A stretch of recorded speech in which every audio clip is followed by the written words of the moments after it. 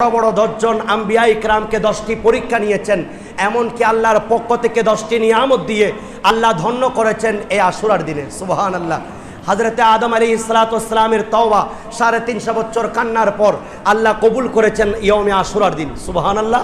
নূহ আলাইহিসসালামকে আল্লাহ রাব্বুল আলামিন প্লাবন থেকে ওনার নৌকাটা যদি পাহাড়ের সামনে গিয়েছেন এই ইয়মে আশুরার দিন।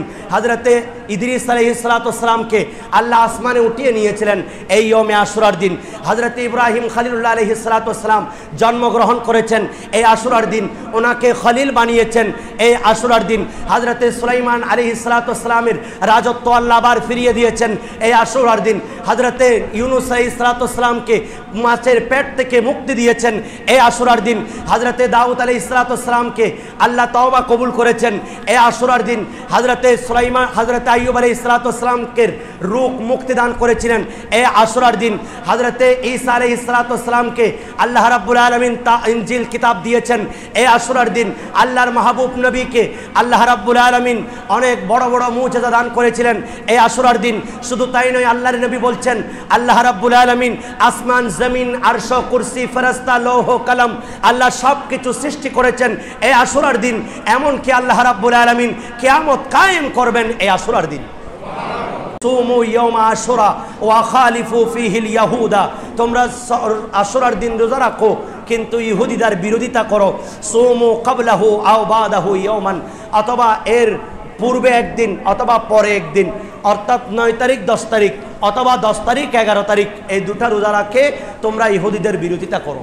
সুবহানাল্লাহ। আশুরার দিনে যারা রোজা রাখবে এবং 4 রাকাত নফল নামাজ পড়বে, দিনের বেলায় হোক রাতের বেলায় হোক, প্রত্যেক রাকাতে সূরা ফাতিহার পরে একটা বর্ণনা হচ্ছে 50 বার সূরা ইখলাস 4 রাকাত এক নিয়তে 4 রাকাত পড়বে, অথবা অপর বর্ণনায় 2 রাকাত করে 4 রাকাত পড়বে।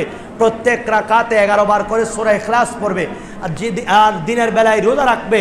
আল্লাহর নবী বলছেন আল্লাহ রাব্বুল আলামিন তার পূর্বের এবং পরের আল্লাহ 50 বছরের গুনাহ আল্লাহ মাফ করে দিবেন।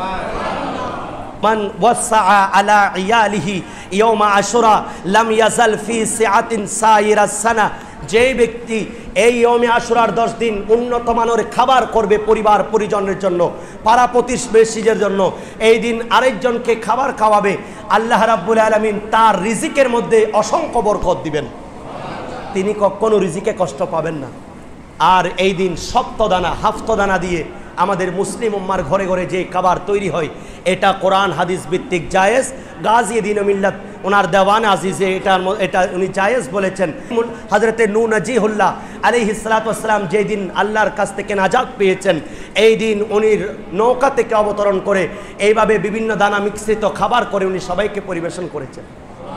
সেই জন্য এই হাফতদানা দিয়ে খাবার তৈরি করে নিজেরাও খাবেন, পরিবার পরিজনকে মন ভরে খাওয়াবেন, এবং পাশাপাশি গরিব আত্মীয় স্বজন পাশাপাশি পার্শ্ববর্তী প্রতিবেশীদেরকে দান করবেন।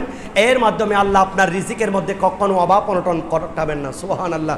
এমন একটা দিন এই আশুরা, আল্লাহ রাব্বুল আলামিন বড় বড় 10 জন আম্বিয়া ইকরামকে 10টি পরীক্ষা নিয়েছেন।